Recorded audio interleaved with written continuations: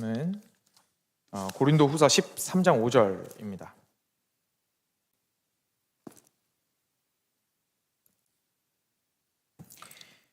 고린도후서 13장 5절, 신약 성경 300페이지에 있습니다.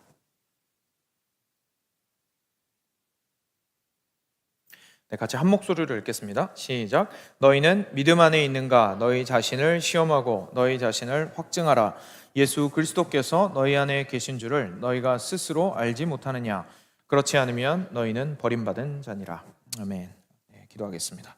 너희는 믿음 안에 있는가? 너희 자신을 시험하고 너희 자신을 확증하라. 예수 그리스도께서 너희 안에 계신 줄을 너희가 스스로 알지 못하느냐? 그렇지 않으면 너희는 버림받은 자니라. 사랑하는 주님, 우리가 오늘 말씀을 통하여서 혹시나 희미해졌었다면 확고한 우리가 구원받은 자로서의 확신을 가지기를 원합니다. 혹시나 오늘 말씀을 통하여서 자신이 확신할 수 없었다라는 사실을 깨닫게 된다면 다시 한번 주님을 향하여 달려가 주님의 이름을 부르며 주의 자녀가 될 수 있도록 주님께 부르짖을 때에 주님의 품 안에 안기는 귀한 은혜가 있기를 원합니다. 오늘의 말씀을 통하여서 주님께서 우리 각자에게 필요한 격려와 그리고 위로와 또한 도전과 때로는 책망과 그리고 이끌어내심을 저희들에게 보여주시옵소서. 그리하여야 저희의 영혼이 오늘도 살겠으며 내일부터 또한 지속적으로 주께서 베풀어 주시는 그 구원의 은혜 안에서 흔들리지 아니하고 이 힘겨운 세상을 살아갈 수 있겠습니다. 오늘도 말씀하여 주옵소서. 주의 종들이 듣겠나이다. 사랑하는 우리 주 예수 그리스도의 이름으로 간절히 기도드렸습니다. 아멘. 네, 오늘은 고린도후서 13장 5절 말씀으로 구원의 확신이라는 제목으로 함께 말씀 나누겠습니다. 지금 계속해서 이제 구원에 대해서 살펴보고 있는데요. 결국 구원은 성령님께서 우리 믿는 자 안에서 무슨 일을 하시는지에 대해서 우리 말씀을 통해서 알아가 보는 과정입니다.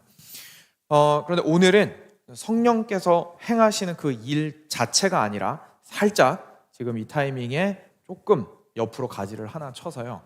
우리가 성령께서 우리 안에서 일하시는 것을 어떻게 알 수 있을까? 더 쉽게 표현해서 내가 구원받았다는 사실을 어떻게 확신할 수 있는지에 대해서 한번 살펴보도록 하겠습니다. 바로 구원의 확신, 아마 다들 아시는 표현일 텐데요. 구원의 확신에 대한 내용입니다. 먼저 말씀으로 들어가서 말씀 같이 한 번 더 읽고요. 그리고 나서 묵상해 보도록 하겠습니다. 같이 읽겠습니다. 시작. 너희는 믿음 안에 있는가? 너희 자신을 시험하고 너희 자신을 확증하라. 예수 그리스도께서 너희 안에 계신 줄을 너희가 스스로 알지 못하느냐? 그렇지 않으면 너희는 버림받은 자니라. 아멘. 네, 말씀하시는 내용이요, 어렵지 않습니다. 읽으면 그대로입니다. 그렇죠? 굉장히 명확합니다. 너희는 믿음 안에 있는가? 쉽게 말해서 믿는가? 그죠? 믿는가? 그리스도인인가?라는 사실을 스스로 시험해보라, examine해보라, 점검해보라, 두드려보라, 또는 뚜껑을 열어서 안에 뭐가 있나 확인해보라. 너희 자신을 확증하라. 실제로 질문을 해서 답을 얻어내라 라고 말씀하시는 겁니다. 뚜껑을 열어서 안에 뭐가 있는지 확인해라. 심지어는 의심을 하더라도, 질문을 하고 의심을 하더라도 그 답을 이끌어내라, 받아내라, 확인해라 라고 말씀하시고 있는 겁니다. 왜냐하면 예수 그리스도께서 너희 안에 계신 줄을 너희가 스스로 알지 못하느냐. 이렇게 반문하는 걸 보니까 여러분, 확인할 수 있다는 겁니까? 없다는 겁니까? 확인할 수 있다는 겁니다. 뚜껑 열어보면 내용물이 보일 거라는 얘기입니다.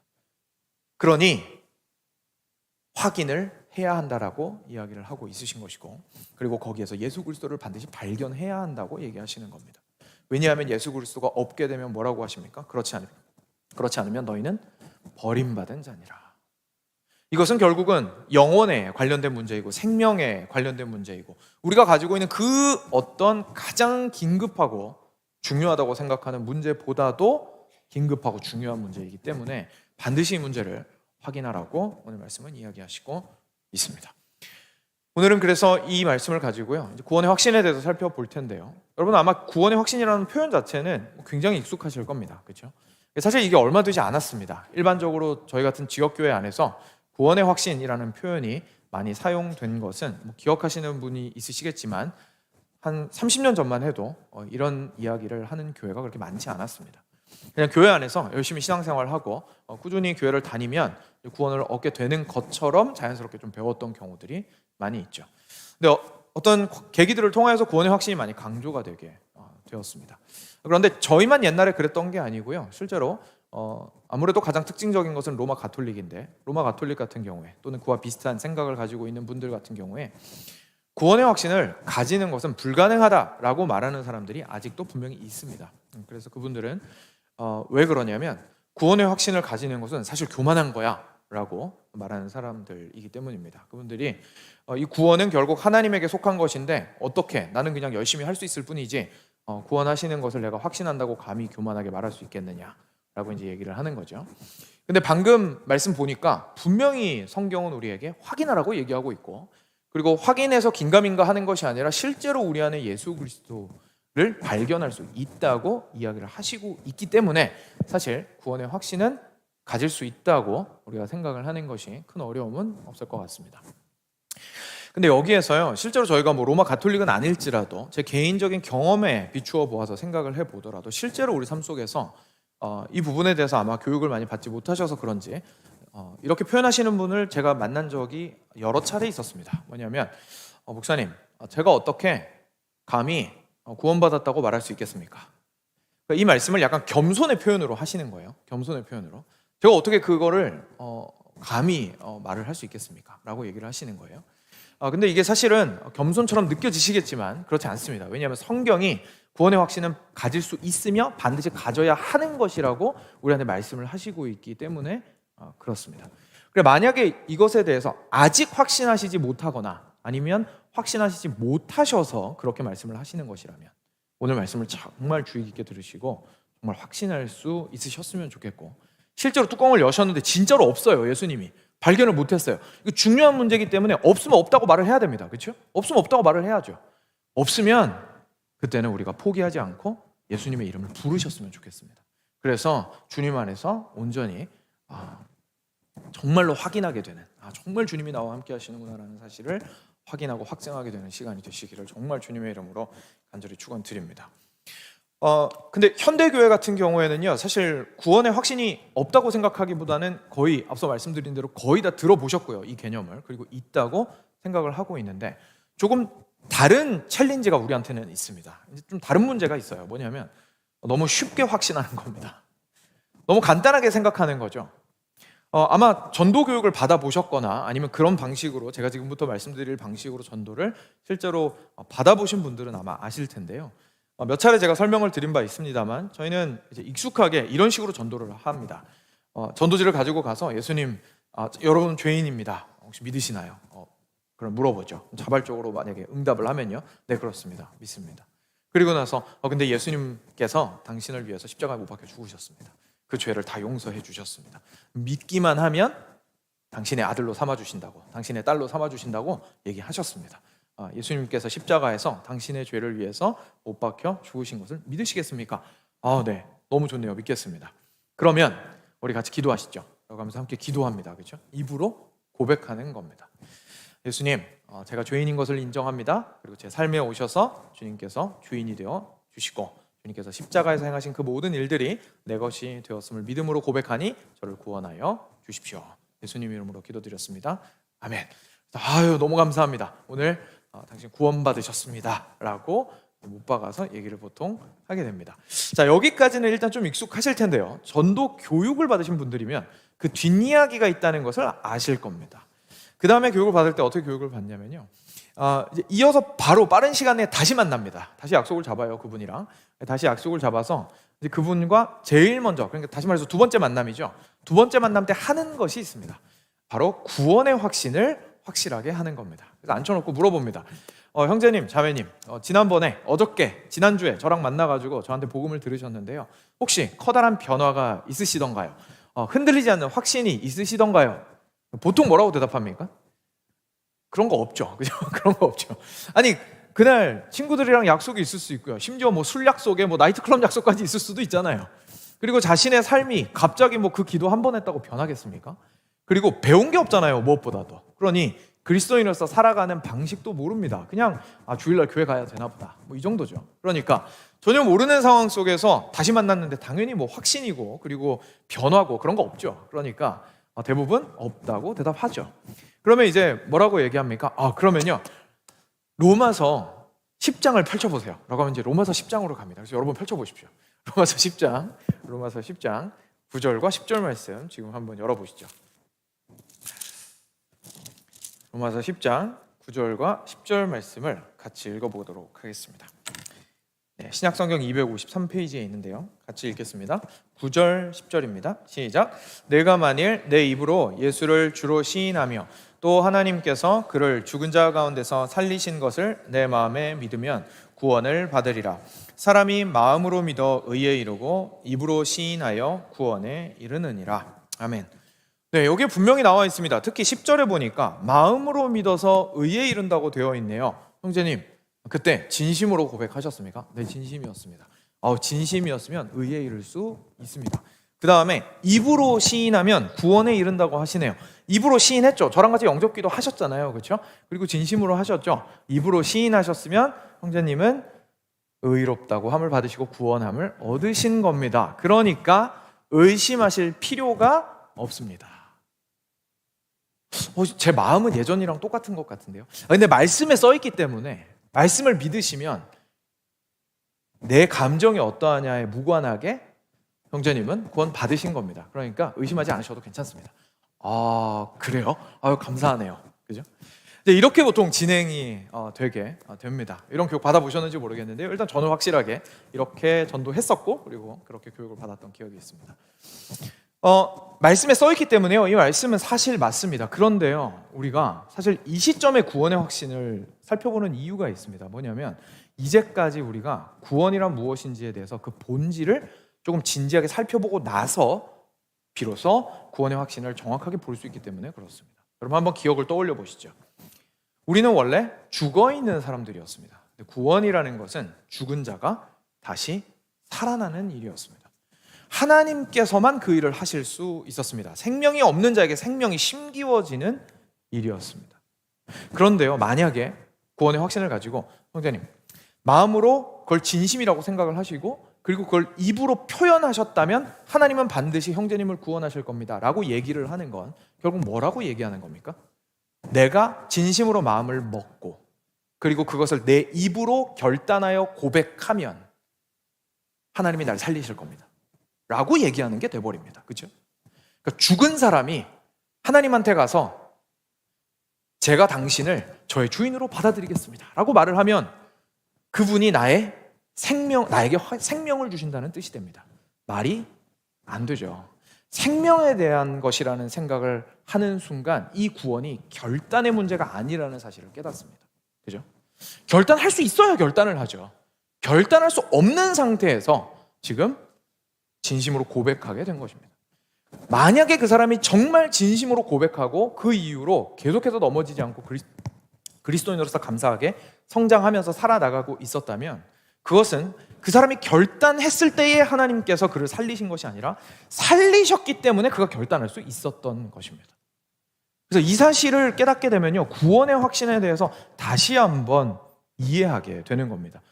이 생각을 가지고 로마서 10장 10절로 다시 돌아가 보시면요, 이 말씀이 이제 좀 다르게 보입니다. 로마서 10장 9절에 이렇게 나왔죠. 네가 만일 너의 입으로 예수를 주로 시인하며 또 하나님께서 그를 죽은 자 가운데서 살리신 것을 너의 마음에 믿으면 구원을 받으리라. 하나님께서 그 놀라운 생명의 역사를 우리 안에 이루셨다라는 그 사실을 믿게 된다면, 다시 말해서 먼저 살아나고 살아난 이후에 내가 살아났다라는 사실을 믿게 되면, 그리고 그 믿음이 참으로 진심이라면 그 진심은 입으로 고백될 수밖에 없을 것이다 라고 이야기하는 겁니다. 그 언어를 표현했다고, 그 말을 했다고 하나님께서 그래, 아유 이쁘다 라고 말씀하시면서 구원하시는 것이 아니라, 살아난 자가 마음과 입을 일치시켜 진심으로 그것을 고백하게 된다면 그것은 그가 사실 살아났다라는 뜻이기 때문에 하나님께서는 그를 구원하셨다라고 우리는 말할 수 있습니다 라고 사도 바울이 이야기를 하고 있다는 얘기입니다. 사랑하는 여러분, 그렇기 때문에 구원의 확신은요, 사실 주장하는 것이 아니라 확인하는 것이라는 사실을 우리가 깨닫게 됩니다. 이것이 별 차이가 아닌 것 같아도 사실 굉장한 차이를 가져오죠.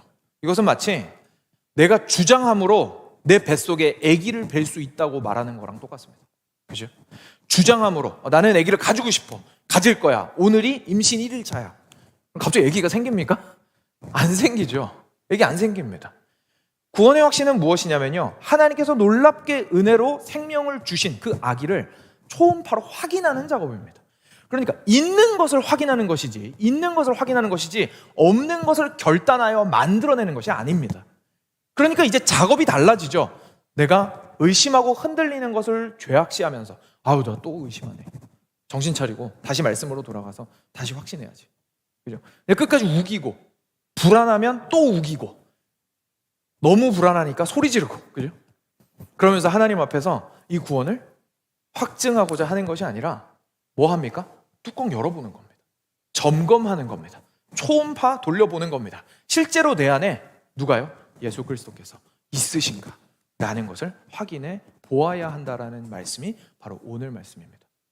이렇게 되면요, 사랑하는 여러분, 오늘 말씀에서 살짝 비껴나가는 거긴 하지만 그래도 우리 신앙생활에서 너무 중요한 것이기 때문에 저희가 그래도 짚고 넘어가고 싶은 것이 하나 있습니다. 우리 신앙생활에서요, 질문은 정말로 중요한 역할을 합니다. 어떻게 하다가 이렇게 됐는지 모르겠지만 질문하면 그것이 믿음이 없는 것이라는 생각을 하게 됐습니다. 어느 순간. 그래서 질문이 나오면 질문하는 게 두렵거나 미안할 뿐만 아니라 내 마음속에 무슨 마음이 있습니까? 아직 질문하지도 않았는데 정죄받는 마음이 있습니다. 왜냐하면 질문한다라는 뜻은 일단 내가 잘 모른다라는 뜻이기도 하지만 또 하나는 의심하고 있다는 뜻이기도 하잖아요. 그러면 흔들리고 의심하고 있다라는 사실 자체가 나한테 민망한 겁니다. 그래서 질문을 못하게 되었죠. 근데 질문을 못하는데 내 마음은 여전히 불안하거든요. 왜냐하면 확인을 못 받았잖아요. 그러면 어떻게 됩니까? 뚜껑을 덮어놓고 확인을 안 하는 겁니다. 왜냐하면 열었다가 없으면 어떡해요?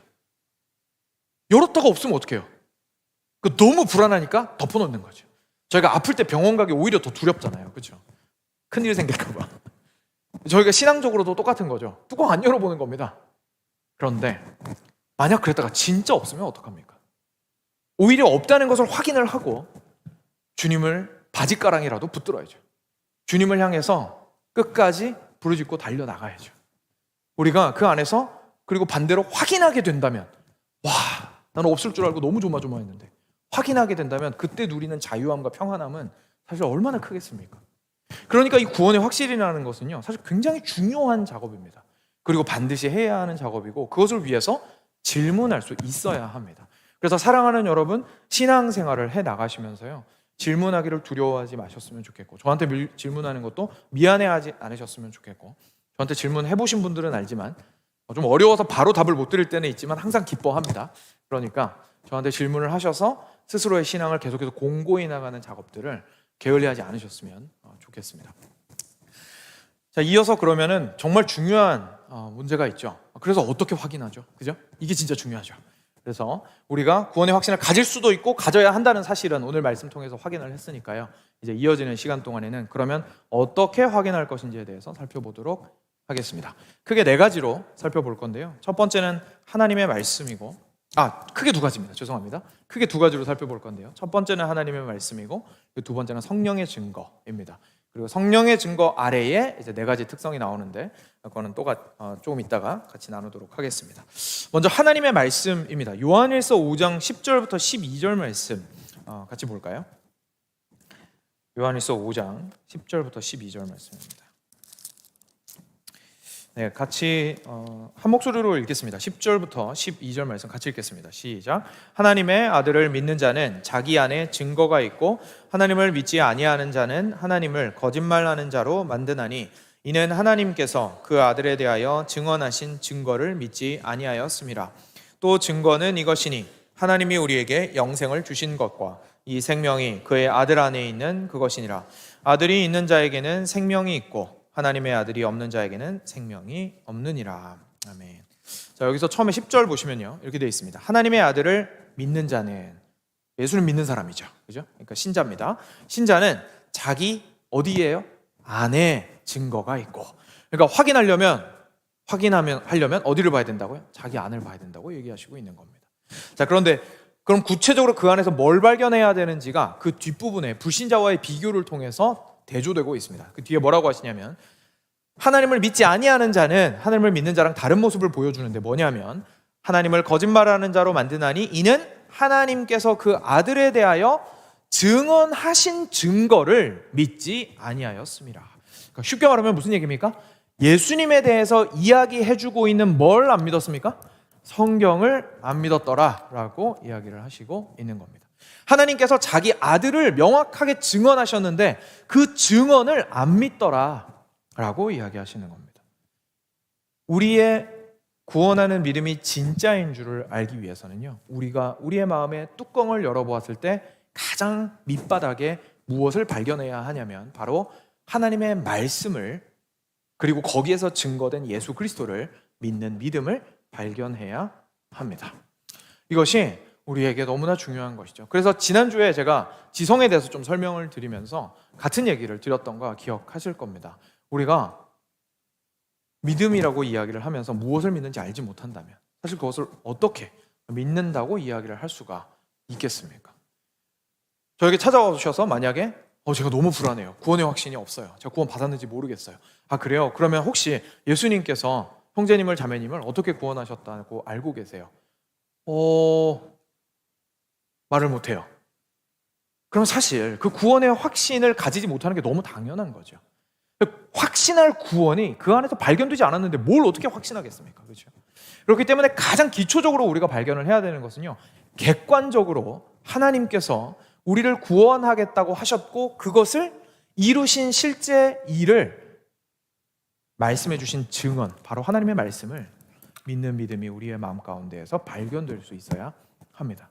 그래서 하나님의 말씀이 이야기하는 대로 우리 예수님은 참 인간이자 참 하나님으로 이 땅 가운데 오셔서, 그리고 그 예수님께서 나의 죄를 짊어지시기 위하여 완벽하게 이 땅에서 순종함으로 사시고, 그리고 내 죄를 짊어지고 십자가에 못 박혀 죽으시고, 그리고 거기에서 3일 만에 부활하셔서 나도 예수님만 믿으면 죄에서 이렇게 죄를 이겨내고 부활할 수 있도록 하여 주시고 하늘나라로 나를 인도하신다라는 그 말씀을 먼저 우리가 믿고자 하는 가장 밑바닥에 진리를 향한 확인과 그리고 동의와 믿음들이 발견되어야 한다는 사실을 저희가 기억할 필요가 있습니다.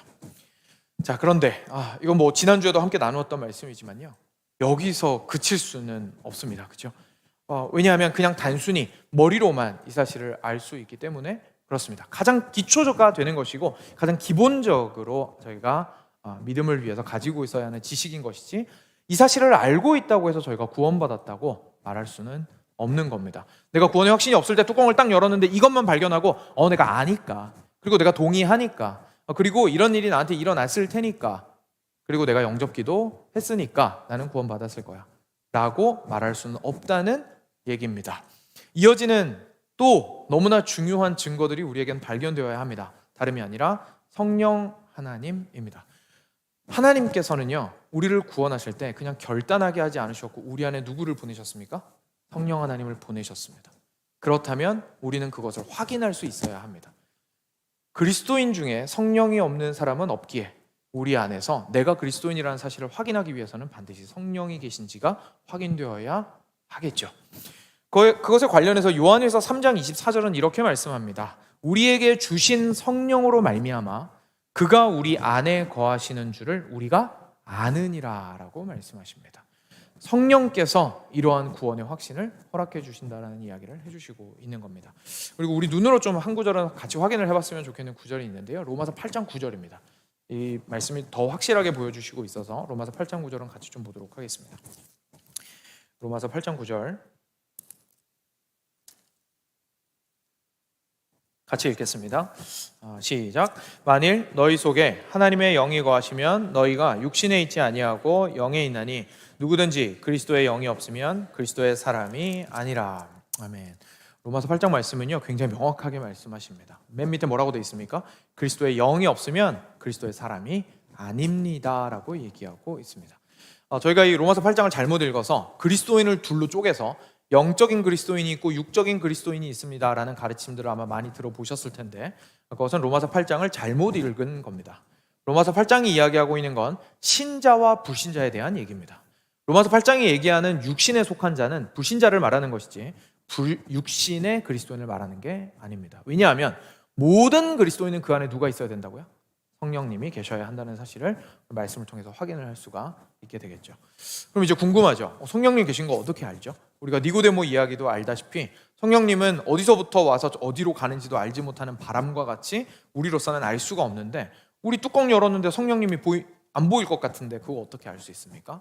방법이 있습니다.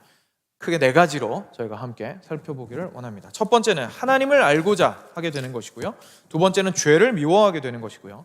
세 번째는 그리스도를 바라보게 되는 것이고, 네 번째는 형제를 사랑하게 되는 것입니다. 첫 번째입니다. 사랑하는 여러분, 성령님은요 하나님의 영이십니다. 그렇죠? 하나님의 영이십니다. 그러면 그게 무슨 말이냐면요, 좀 더 묵상을 해보면 성령님께서는 하나님과 뜻이 같으실까요? 다르실까요? 같으십니다. 하나도 다른 것이 없이 행하시는 분이 성령님이십니다. 그런데 성경을 보았더니 우리 하나님께서 정말로 항상 원하시는 것이 있고 일해 나가시는 목적과 동기가 있습니다. 그건 바로 하나님의 영광입니다. 요즘 에스겔서 저희가 같이 묵상을 하고 있는데요, 아마 같이 묵상하시는 분들은 읽으신 기억이 있으실 것이고, 에스겔서 안 보셨더라도 성경 읽으시면서 항상 보시는 부분이라서 생소하지 않으실 건데요, 하나님께서 회복의 메시지를 주실 때도 끝에 뭐라고 하십니까? 그러므로 내가 이러이러하여서 그들로 하여금 어떻게 해요? 내가 여호와인 줄을 알게 하리라.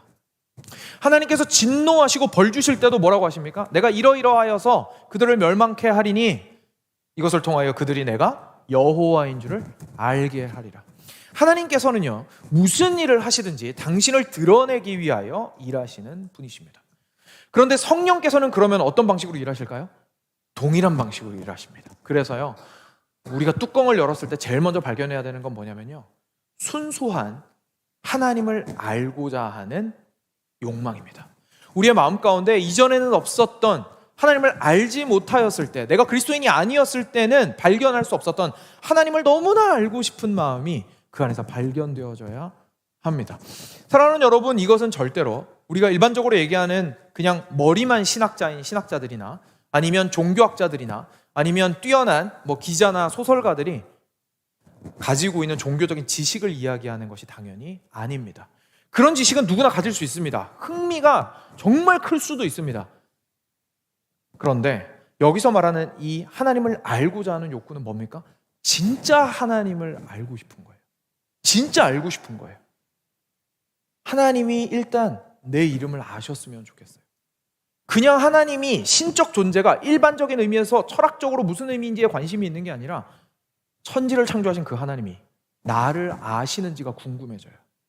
그 하나님이 나의 이름도 아시고 나의 어떠함도 아시고 실제로 나를 창조하시고 나의 모든 것들을 속속들이 알고 계시는지가 궁금해지고, 반대로 나도 그런 식으로 하나님을 알고 싶어지게 돼요. 그냥 하나님을 머리로만 아는 것이 아니라 진짜 관계적으로 알고 싶어진다라는 뜻입니다. 그 마음의 중심이 완전히 바뀌게 되는 것이죠. 이런 마음이 혹시 어떻게 드러난다고 좀 생각이 되세요? 이런 사람은요 특징이 있습니다. 우리가 인생을 살아나가기 때문에요, 인생 살아나갈 때는 우리한테는 인생에 급하고 중요하고 내 눈앞에 닥친 문제는 있기 마련입니다. 그렇죠? 그런데 그 문제만 관심을 가지고 있다면 하나님께서 하나님에 대해서 설명하실 때 귀에 들어올까요? 안 들어올까요? 잘 안 들어옵니다. 왜냐하면 모든 초점이 어디가 있어요? 지금 내 문제 해결에 가 있는 거예요. 근데 정말 놀랍게도 구원받은 사람은 마음 가운데 순수하게 하나님을 알고자 하는 마음이 발생하게 됩니다. 삼위일체 하나님에 대한 지식이 여러분 우리한테 돈 벌어주는 것도 아니고요, 속죄에 대한 지식이 우리 장사가 잘 되게 해주는 것도 아닙니다. 그렇죠? 예수 그리스도께서 나를 위해서 행하신 그 일이 나를 감동하게 하기는커녕 그 지식을 가지고 있다고 내 배가 부른 것도 아닙니다. 근데 어떻게 됩니까? 모든 것이 나의 일이 되어서 그것들에 순수한 관심을 가지게 되기 시작합니다. 그리고 더 많이 알고자 하는 마음들이 생기게 됩니다. 그리고 이 마음은 단순히 하나님을 알고자 하는 데서 그치지 않고 하나님을 너무 알고 싶기 때문에 뭐도 알고 싶습니까? 하나님의 뜻도 알고 싶어요. 그래서 하나님이 무엇을 원하시는지, 하나님은 어떤 방향으로 일하시는 분이신지, 하나님께서는 어떻게 당신의 교회를 만들어 가시는지, 하나님께서는 나를 어떤 방식으로 변화시켜 가시는지 하나님의 뜻에 관심을 가지게 됩니다. 근데 초점이 나한테 가 있었을 때는 어떻게 됩니까? 질문이 내 인생으로부터 출발합니다. 하나님, 저 지금 너무 불안한데 이거 불안한 거 어떻게 해결하죠? 우리 자녀가 이게 문제인데 저 이거 어떻게 해결하죠? 하나님, 저의 미래에 정말 너무나 불안하고 이 문제가 해결이 안 되는데 이거 어떡하죠?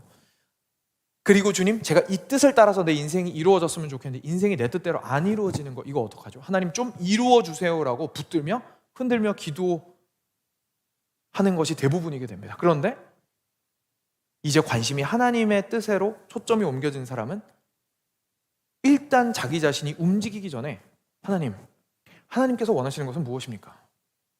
그리고 하나님의 뜻을 알고 나서 내 뜻을 맞추고자 하는 삶의 변화들이 일어나게 되는 것입니다. 이것이 바로 우리가 뚜껑을 열었을 때 우리 안에서 발견되어야 하는 구원받은 자의 모습입니다. 사랑하는 여러분, 정말 참으로 진심으로 우리 하나님을 알고자 하십니까? 거기에서의 진보가 있으십니까? 한번 점검해 보셨으면 좋겠습니다. 두 번째입니다.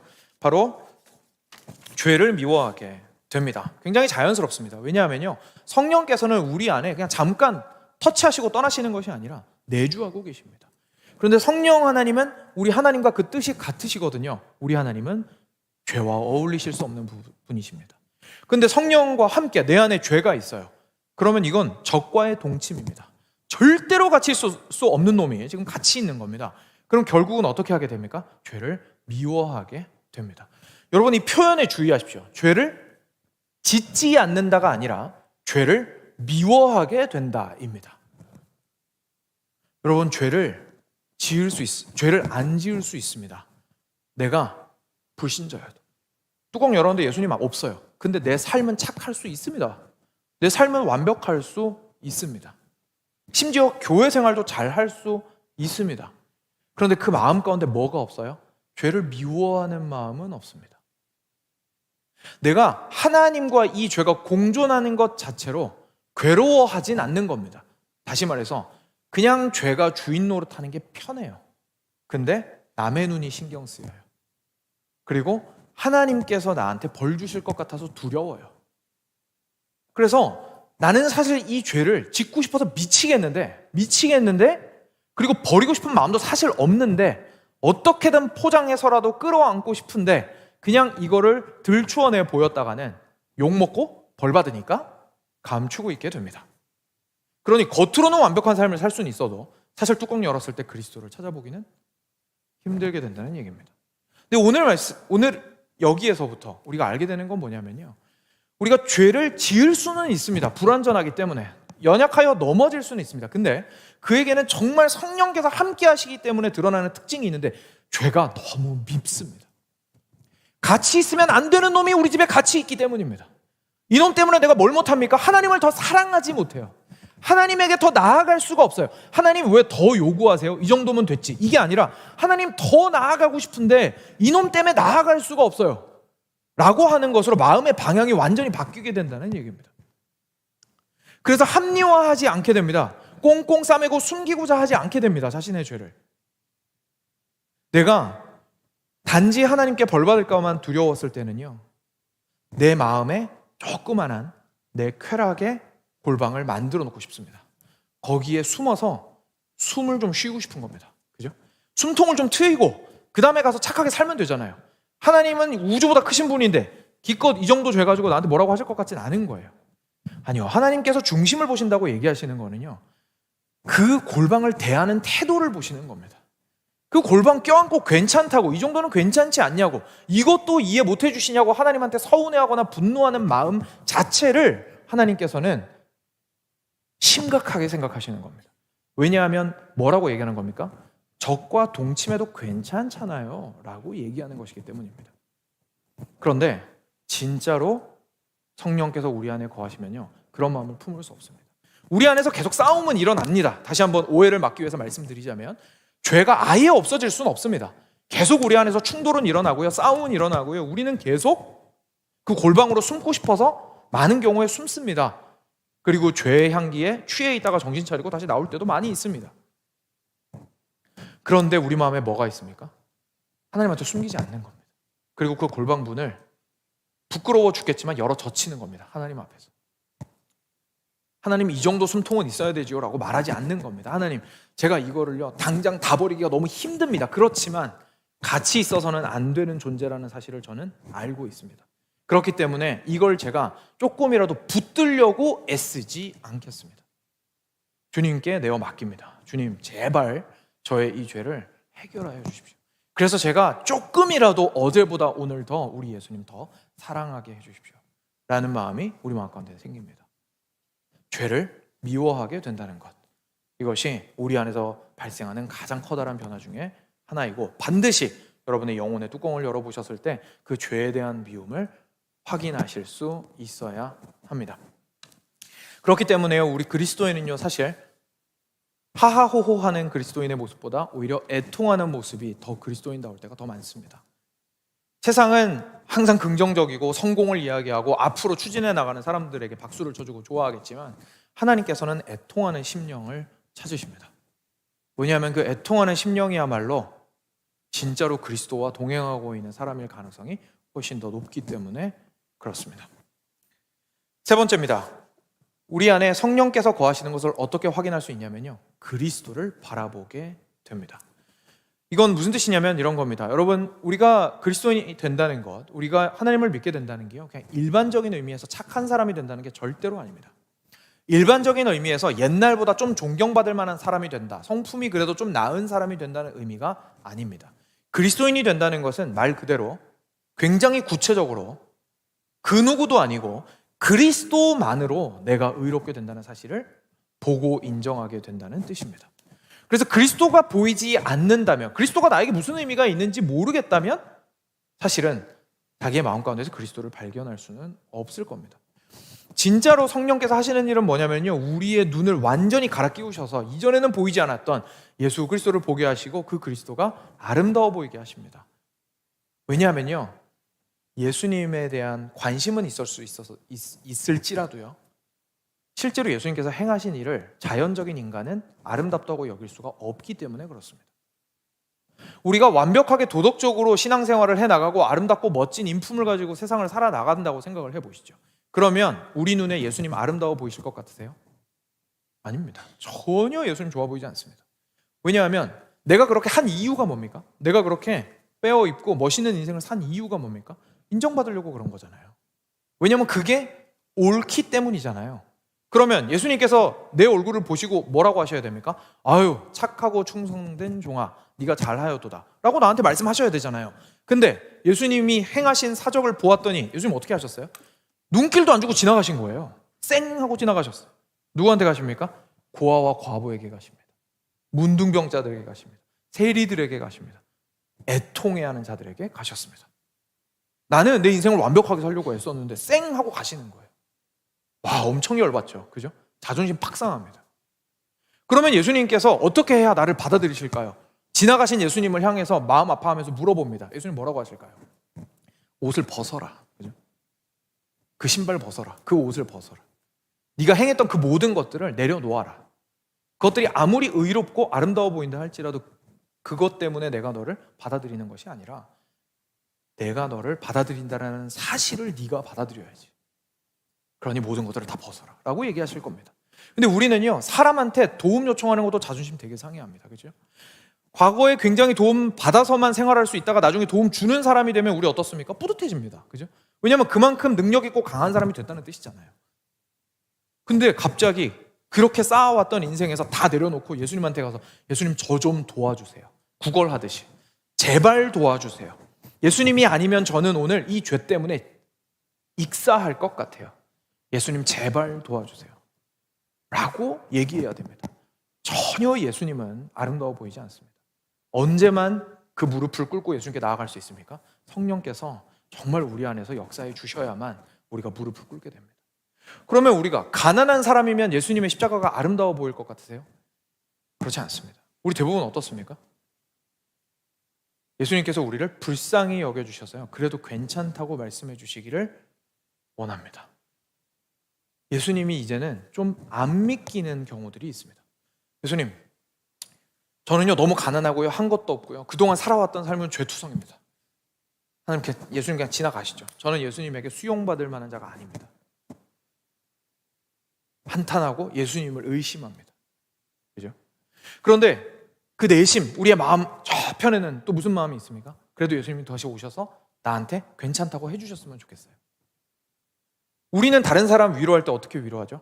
야, 괜찮아. 남들 봐봐. 너 정도면 괜찮은 거야. 이렇게 얘기하십니다. 그죠? 얘기합니다. 그죠? 그러니까 예수님도 왠지 그렇게 얘기해 주셨으면 좋겠는 거예요. 아니야. 뭐 그렇게까지 얘기할 건 아니야. 네가 노력했던 거 내가 가상하게 여기고 이제까지 해왔던 거 그래도 의미 있는 부분들이 있었어.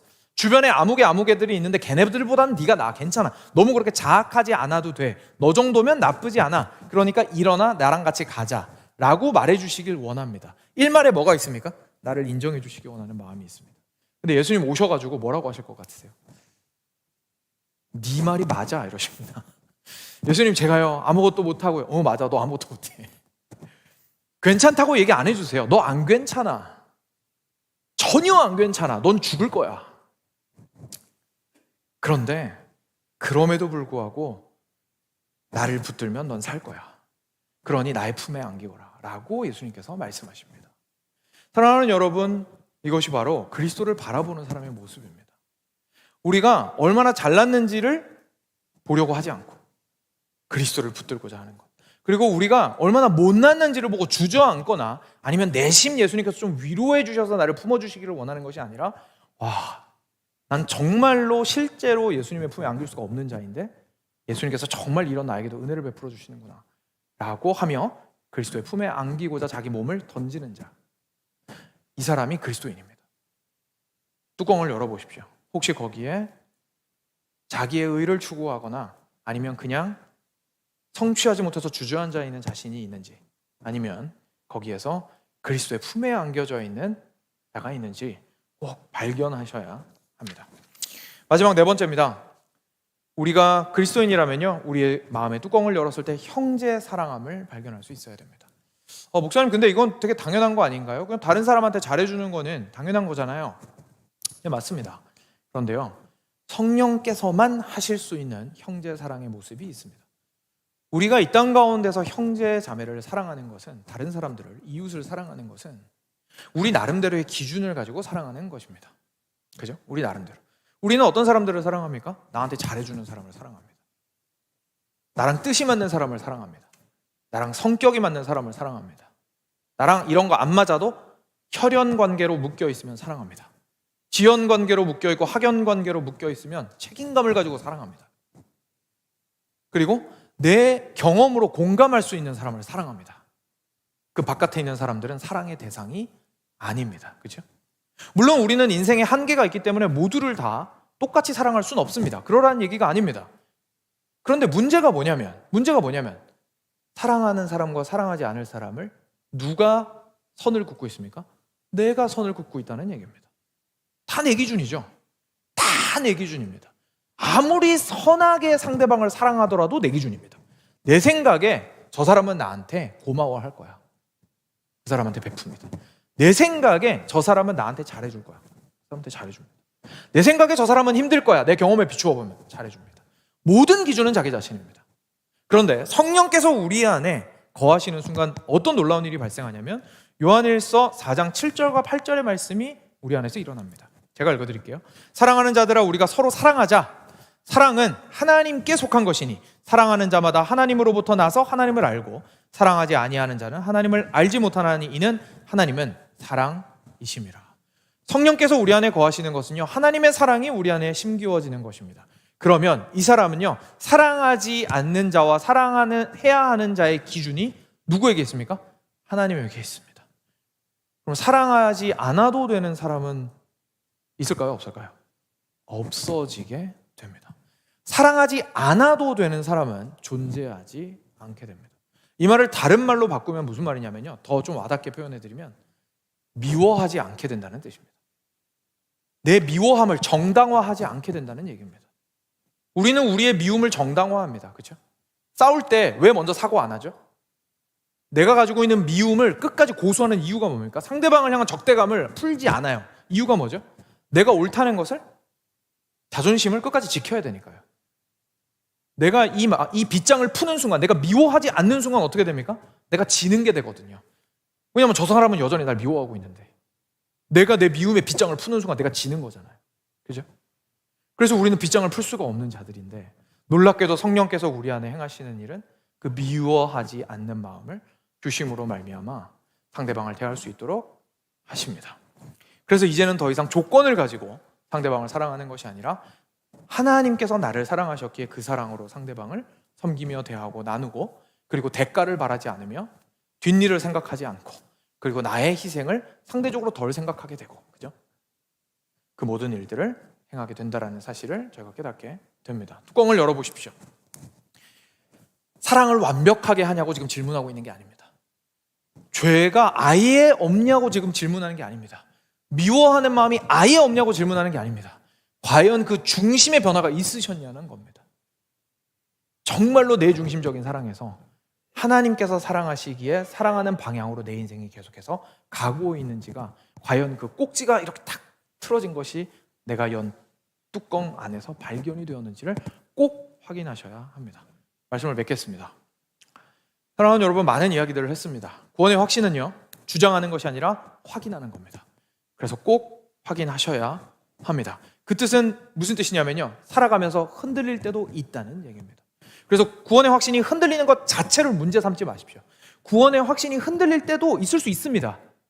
이렇게 말씀드리면 좀 위로가 되실지 모르겠는데 저도 있습니다. 목사도 있어요. 그러니까 구원의 확신이 상대적으로 덜 흔들릴 수는 있어도 분명히 흔들릴 수 있습니다. 그러니까 그 자체가 죄는 아닙니다. 문제는 그것을 그냥 덮어두고 가만히 내버려 두는 겁니다. 그러니 확인하셔야 하고, 오히려 그것이 확인이 될수록 우리는 어떻게 됩니까? 더 감사하게 됩니다. 구원의 확신이 흔들릴 때마다 뚜껑 열었는데 확인이 되는 거예요. 와, 하나님, 제가 이렇게 구원한 것을 확신할 수 없는 만큼 부족한 자인데 뚜껑을 열었더니 그래도 주님의 은혜가 내 안에서 있군요. 너무나 감사합니다 라며 감사할 수 있게 됩니다. 그리고 이 가운데에서 혹시나 구원의 확신이 없다고 판단이 되시면, 내가 구원받았는지 정말로 확인이 안 된다라는 판단이 되신다면, 아, 나 구원 못 받았구나, 난 버림받은 자구나 라고 하면서 주저앉는 것이 아니라, 그죠? 주저앉으면 진짜 거기서 끝이잖아요. 그 주저앉는 것이 아니라 어떻게 해야 됩니까? 주님을 붙잡으러 가야죠. 주님, 저를 붙들어 주십시오. 주님, 저를 구원하여 주십시오. 제가 주님 안에서 발견되도록 하여 주십시오. 저에게 아들아 딸아 내가 너를 안다라고 말씀해 주십시오. 예수 그리스도께서 나를 위해서 행하신 일이 정말 나를 위한 일이라는 사실을 내가 참으로 고백하게 도와주십시오라고 주님 바디가랑이 붙잡아야죠. 그리고 그때에 주님의 품 안에서 자기 자신을 발견하게 될 때에 얼마나 큰 은혜를 누리시게 되겠습니까? 그리고 끝으로 우리가 계속해서 이 구원의 확신을 가지고 나가는 것은요, 우리의 신앙이 성장해 가면서 더 단단해질 수 있습니다. 우리가 갈수록 죄를 더 미워하고요, 갈수록 주님에 대해서 더 알아가고요, 갈수록 예수 그리스도를 더욱더 바라보게 되고요, 갈수록 형제 사랑하기 위해서 애쓰면 쓸수록 결국 우리 안에 있으신 성령님의 역사가 풍성하게 일어나는 것이고, 결국은 이 냄비가 뚜껑 열어가지고 저 구석에 있는 걸 찾아야 되는 게 아니라 이 안에서 부글부글 하고 끓고 있는 거예요. 그러니까 뚜껑 열자마자 바로 확인이 되는 거죠. 나 구원 받았구나. 그러니까 우리의 신앙의 성장이 있을수록 우리의 구원의 확신은 더욱더 든든해집니다. 그렇기 때문에 우리가 포기하지 않고 우리가 그리스도인으로서 그리스도인답게 계속해서 성령의 사역 안에서 살아나가는 이 삶을 계속해서 주님의 은혜로 살아나가시는 은혜가 여러분 가운데 가득히 있으시기를 간절히 축원드립니다. 같이 기도하겠습니다.